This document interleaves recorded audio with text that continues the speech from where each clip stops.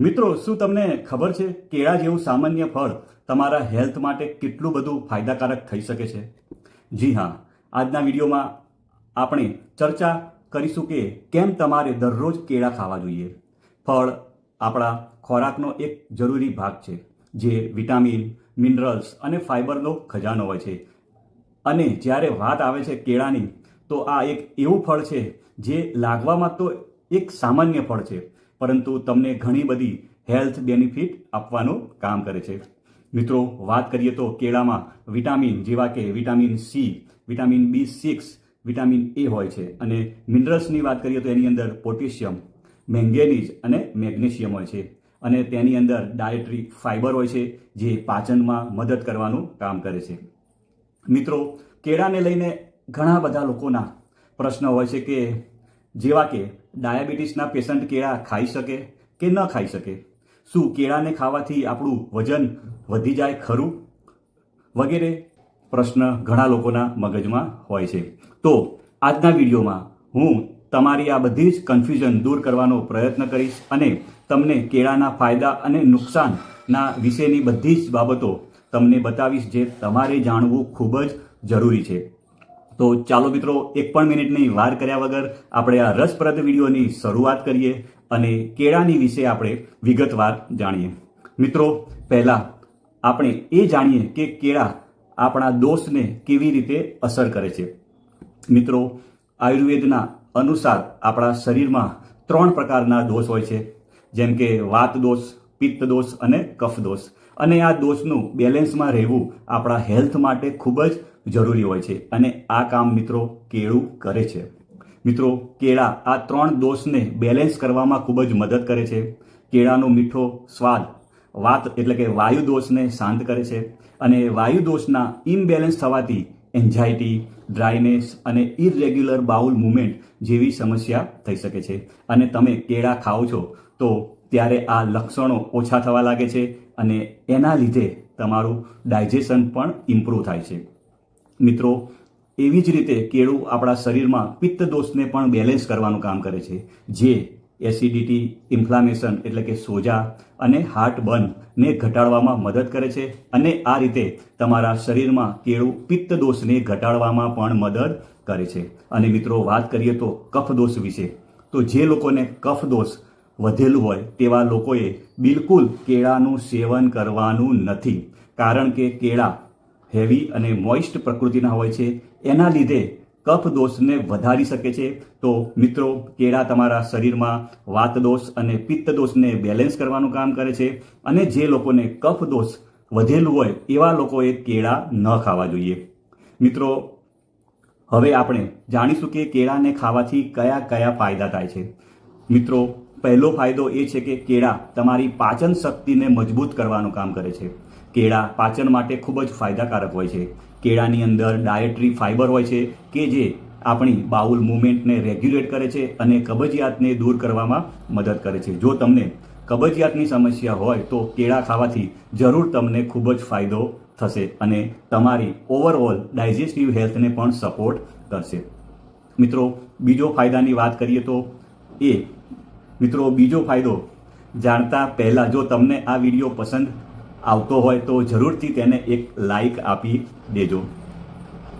મિત્રો, કેળાનો બીજો ફાયદાની વાત કરીએ તો એ તમારા શરીરમાં એનર્જી અને વાઇટાલિટીને વધારવાનું કામ કરે છે, અને શરીરને તાકાત આપવાનું કામ કરે છે.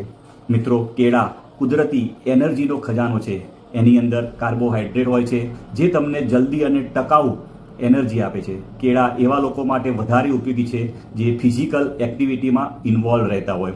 મિત્રો, આયુર્વેદના અનુસાર વાત કરીએ તો કેળાને સાત્વિક ફળ કહેવામાં આવે છે. મિત્રો, સાત્વિક ફળ એ હોય છે કે જે તમારા મન અને શરીરને પ્યુરિટી અને પોઝિટિવિટીથી ભરી દેવાનું કામ કરે છે. સાથે સાથે કેળા મેન્ટલ ક્લેરિટી અને ઇમોશનલ સ્ટેબિલિટીને ઇમ્પ્રૂવ કરવાનું કામ કરે છે. એવી રીતે વાત કરીએ તો કેળા તમને ફિઝિકલ એનર્જીની સાથે સાથે મેન્ટલ અને ઇમોશનલ હેલ્થને પણ મજબૂત કરવાનું કામ કરે છે.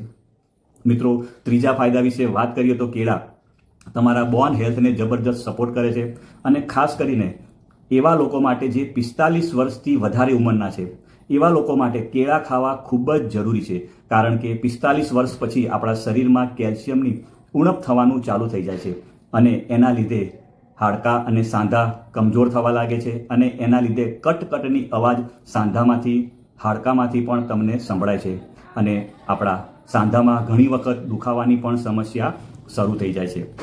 મિત્રો, કેળામાં પોટેશિયમ અને મેગ્નેશિયમ હોય છે, જે બોન ડેન્સિટી અને સ્ટ્રેન્થ મેન્ટેન કરવા માટે ખૂબ જ જરૂરી હોય છે. પોટેશિયમ આપણા શરીરમાં કેલ્શિયમના લોસને કવર કરે છે, જે બોન માટે ખૂબ જ ઉપયોગી છે, ખાસ કરીને વાત કરીએ તો 45 વર્ષથી વધારે ઉંમરવાળા લોકો માટે.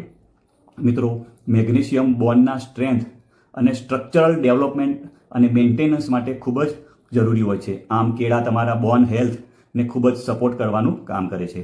મિત્રો, કેળા એક એવી વસ્તુ છે જે વજન વધારવા અને વજન ઘટાડવામાં પણ મદદ કરે છે. મિત્રો, આ તમને એક સરપ્રાઇઝિંગ લાગશે કે કેળા વજન વધારી પણ શકે છે અને વજન ઘટાડી પણ શકે છે. મિત્રો, કેળા વેઇટ લોસ માટે ખૂબ જ ફાયદાકારક ચીજ છે, કેમ કે તેની અંદર ડાયટરી ફાઇબર હોય છે, જે તમને ફૂલ ફીલ કરાવે છે. જ્યારે તમે ફૂલ ફીલ કરો છો ત્યારે તમારી કેલરી ઇન્ટેક ઓછી થઈ જાય છે અને જે તમને વેઇટ લોસમાં મદદ કરે છે. જ્યારે આપણે વાત કરીએ વેઇટ ગેઇન માટેની, તો કેળા એવા લોકો માટે ઉપયોગી છે જે લોકો હેલ્ધી રીતે વજન વધારવા માંગતા હોય. કેળાને જો તમે ડ્રાય ફ્રૂટ, દહીં અને પીનટ બટરની સાથે ખાઓ છો તો તમે ઇઝીલી તમારા વજનને વધારી શકો છો અને ખાસ કરીને જે લોકો ખૂબ જ દુબળા પતળા હોય એ લોકો માટે તો કેળા ખૂબ જ ઉપયોગી છે. મિત્રો, બીજા ફાયદાની વાત કરીએ તો કેળા તમારી કિડની હેલ્થને પણ સપોર્ટ કરે છે. કેળામાં પોટેશિયમ હોય છે, જે કિડની ફંક્શનને ઇમ્પ્રૂવ કરવાનું કામ કરે છે.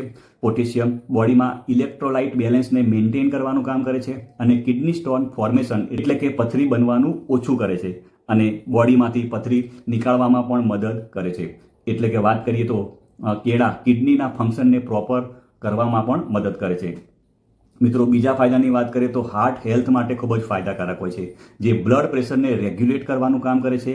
જેમાં રહેલું પોટેશિયમ શરીરમાં સોડિયમ લેવલને બેલેન્સ કરવાનું કામ કરે છે, જે બ્લડ પ્રેશરને રેગ્યુલેટ કરવા માટે ખૂબ જ જરૂરી હોય છે. મિત્રો, જો તમે રોજ કેળા ખાઓ છો તો તમે હાઇપર ટેન્શનના રિસ્કને ઓછું કરી શકો છો. કેળામાં ડાયટરી ફાઇબર હોય છે, જે શરીરમાં ખરાબ કોલેસ્ટ્રોલ લેવલને ઘટાડવામાં મદદ કરે છે, જે તમારા હાર્ટને હેલ્ધી રાખવામાં પણ મદદ કરે છે. મિત્રો, જે લોકો ડાયાબિટીસના પેશન્ટ હોય એમને પોતાના ખોરાકમાં કાર્બોહાઈડ્રેટ અને સુગરને ખૂબ જ કાળજીપૂર્વક મેન્ટેન કરવું પડતું હોય છે. મિત્રો, વાત કરીએ તો કેળાની અંદર નેચરલ સુગર અને કાર્બોહાઈડ્રેટ હોય છે, પણ એનો મતલબ એવો નથી કે જે લોકોને ડાયાબિટીસ છે એવા લોકોએ બિલકુલ કેળા ન ખાવા જોઈએ. મિત્રો, કેળાનો ગ્લાયસેમિક ઇન્ડેક્સ વિશે વાત કરીએ તો તેનો ગ્લાયસેમિક ઇન્ડેક્સ 42 થી 62 હોય છે. જેટલું કેળું વધારે પાકેલું હોય તેટલું તેનો ગ્લાયસેમિક ઇન્ડેક્સ વધારે હોય છે અને જેટલું ઓછું પાકેલું હોય તેનો ગ્લાયસેમિક ઇન્ડેક્સ ઓછો હોય છે. તેથી જો તમે વધુ પાકેલું કેળું ખાશો તો તમારું સુગર લેવલ વધુ ઝડપી વધી શકે છે અને તમે ઓછું પાકેલું એટલે કે ટાઈટ અને પીળા કલરનું કેળું ખાશો તો તમારું બ્લડ સુગર ખૂબ જ ઝડપથી વધશે નહીં. એટલે તમે ડાયાબિટીસના પેશન્ટ છો તો તમે ઓછું પાકેલું પીળા કલરનું અને ટાઈટ કેળું જ ખાવાનો આગ્રહ રાખો, પણ એ પહેલાં તમે તમારા ડૉક્ટરની સલાહ અવશ્ય લેજો કે મારે કેળા ખાવા જોઈએ કે નહીં. મિત્રો, તમે રોજના 1 થી 2 કેળા ખાઈ શકો છો. તમને મારો વિડીયો સારો લાગ્યો હોય તો લાઈક કરવાનું ભૂલતા નહીં. આવજો મિત્રો, બાય બાય.